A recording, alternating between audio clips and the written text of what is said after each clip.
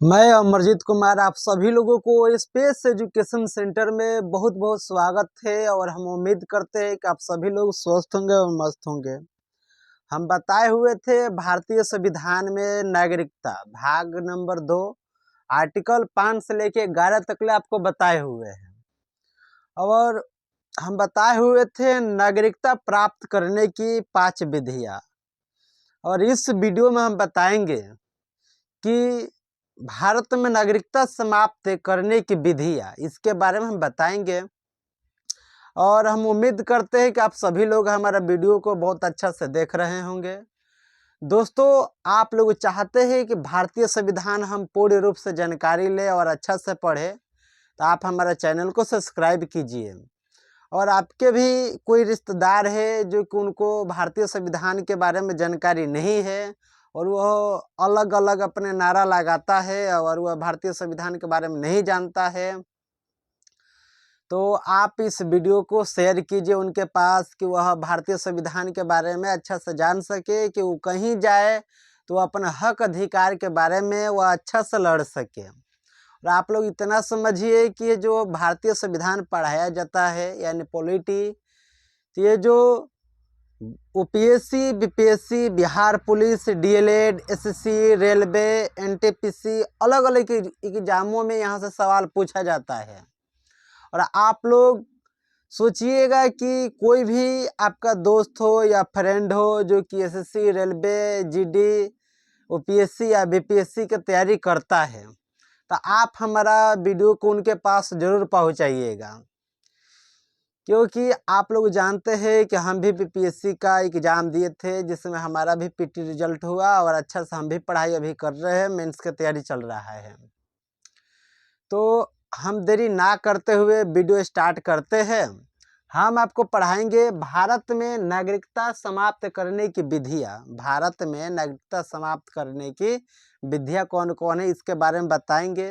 और आप लोग जानते हैं कि भारत में जो भी नागरिकता संशोधन होता है तो 1955 अधिनियम के ही तहत भारत में नागरिकता में संशोधन होता है या नागरिकता पर कोई कानून बनता है।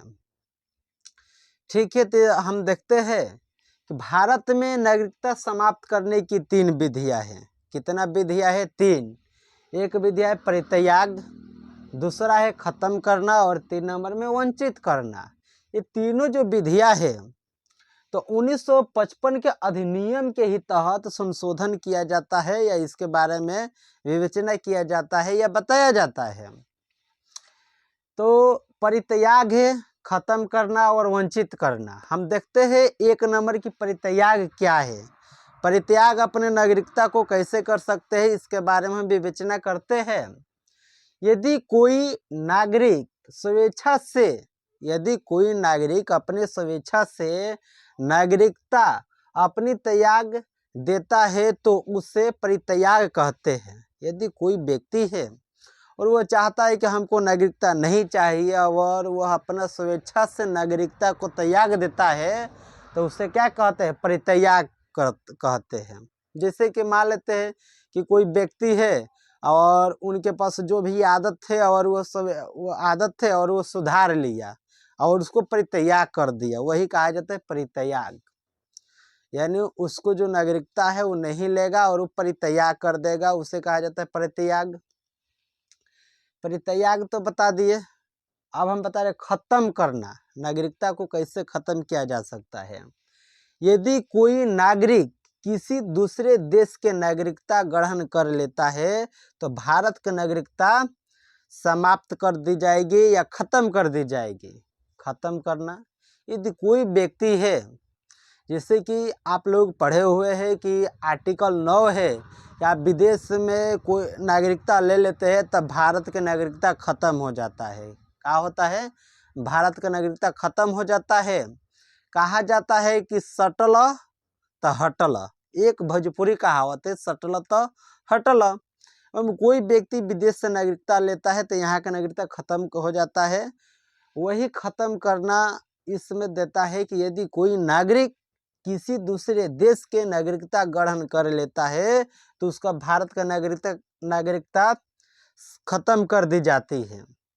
इसके बाद हम पढ़ते हैं वंचित। वंचित करना।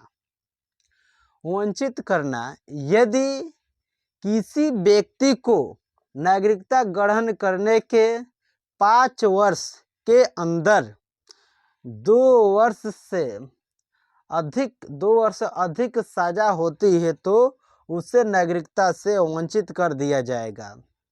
देखिए, वंचित करना, यदि कोई ऐसे व्यक्ति है और वह भारत की नागरिकता ले रहे हैं और उनको 5 वर्ष के अंदर, कोई व्यक्ति है और वह भारत की नागरिकता ले रहे हैं तो 5 साल के अंदर उनको 2 साल से अधिक सजा हो जाता है। 2 वर्ष से अधिक क्या हो जाता है? सजा हो जाता है। तो उसका नागरिकता वंचित कर दिया जाता है। क्या कर दिया जाता है? वंचित कर दिया जाता है।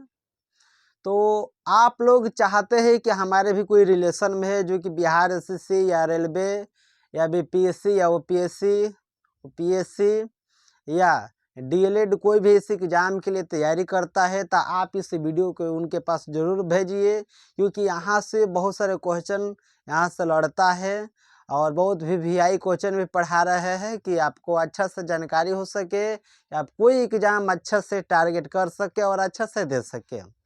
देखिए, आजकल बहुत सारा लड़का है जो कि इंटर मैट्रिक पास कर लेता है, लेकिन उन व्यक्तियों को संविधान के बारे में पता ही नहीं है। और आप देख रहे हैं कि आजकल इंस्टाग्राम पे बहुत सारे लोग ऐसे रील बना रहे हैं संविधान के बारे में या संविधान निर्माता बाबा साहेब भीमराव अंबेडकर उनके बारे में, लेकिन उस व्यक्ति से पूछ दिया जाता है कि संविधान क्या है, तो इस व्यक्ति को पता नहीं चलता है कि संविधान क्या है। और आप लोग चाहते हैं कि क्या हम अच्छा से संविधान पढ़ें, तो आप उस दोस्तों के पास जरूर भेजिए जो कि भारतीय संविधान के बारे में नहीं जानता है, वह अच्छा से जान सके। तो हम उम्मीद करते हैं कि आप सभी लोग हमारे वीडियो को बहुत अच्छा से देख रहे होंगे। यदि कोई नागरिक भारत से लगातार 7 वर्ष तक बाहर रहता है बिना किसी भारतीय प्राधिकरण को सूचना दिए, तो उसका नागरिकता वंचित कर दिया जाएगा।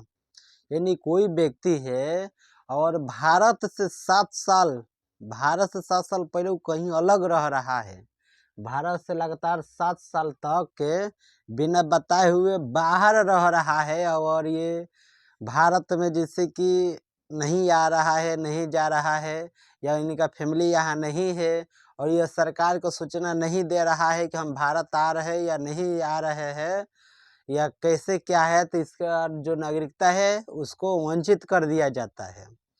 जैसे कि मान लीजिए कोई व्यक्ति है और विदेश में लगातार 7 साल तक रह गया और वह भारत में नहीं बताया और नहीं भारत को उसका फैमिली है, तो यहाँ का जो नागरिकता है उसको समाप्त कर दिया जाएगा।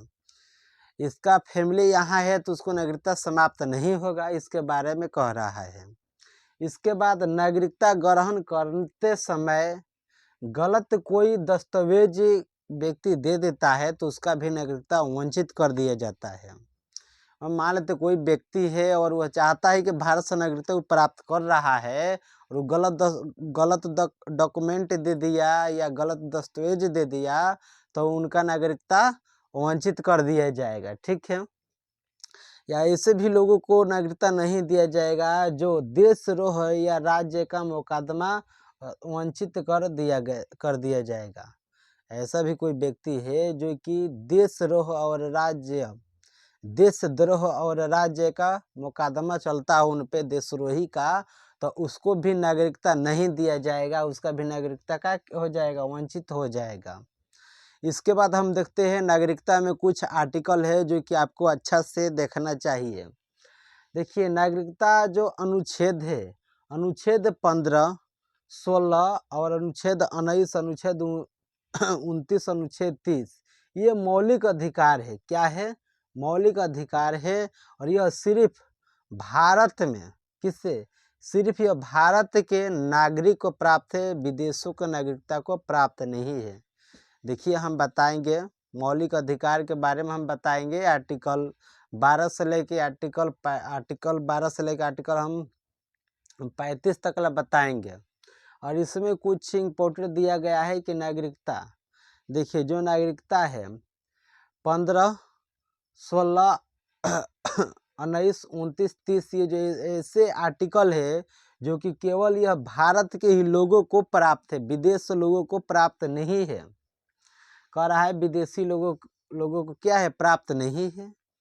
विदेश में, भारत में एक अहरी नागरिकता है, भारत में जो है एक अहरी नागरिकता है। कई से विदेश जगह है कि वहाँ दोहरी नागरिकता है, जैसे ब्रिटेन हो गया, वहाँ दोहरी नागरिकता है। लेकिन भारत में एक अहरी नागरिकता है, यह ब्रिटेन से लिया गया है। एक अहरी नागरिकता कहाँ से लिया गया है, ब्रिटेन से लिया गया है। कई से एग्जाम में पूछता है कि एक अहरी नागरिकता कहाँ से लिया गया है, तो ब्रिटेन से लिया गया है। यदि व्यक्ति का नागरिकता खत्म होती है तो उसके 18 वर्ष के कम आयु के बच्चों को भी नागरिकता समाप्त कर दिया जाएगा। एवं कोई ऐसे व्यक्ति है और उसका नागरिकता खत्म होता है तो उसका जो 18 साल से कम बच्चा का है उसको नागरिकता खत्म कर दिया जाएगा। और वही जब बच्चा 18 साल से बेसी हो जाता है तो उसको नागरिकता दे दिया जाता है। कह रहा है कि यदि व्यक्ति का नागरिकता खत्म होती है, उसके 18 वर्ष के कम आयु के बच्चों को नागरिकता समाप्त कर दी जाती है।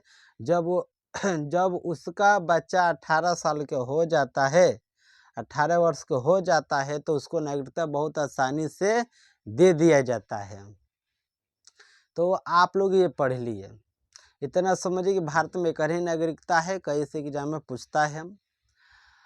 हम उम्मीद करते हैं कि आप सबको वीडियो बहुत अच्छा लगा होगा और आप हमारे वीडियो को शेयर कीजिए और हमारे चैनल को सब्सक्राइब कीजिए। देखिए इंस्टाग्राम पे बहुत सारे लोग हैं, अलग अलग बारे में नारा दे रहे हैं। जैसे कि आप लोग जानते हैं कि संविधान निर्माता डॉक्टर भीमराव अंबेडकर है, और आप लोग समझिएगा कि बहुत सारे लोग हैं उसको संविधान के बारे में नॉलेज नहीं है, और आप लोग चाहते हैं कि बाबा साहेब भीमराव अंबेडकर के लिखा हुआ संविधान आप सबको अच्छा से जानकारी हो, तो आप हमारे चैनल को सब्सक्राइब कीजिए, शेयर कीजिए। और आपको वीडियो देखने के लिए बहुत बहुत धन्यवाद।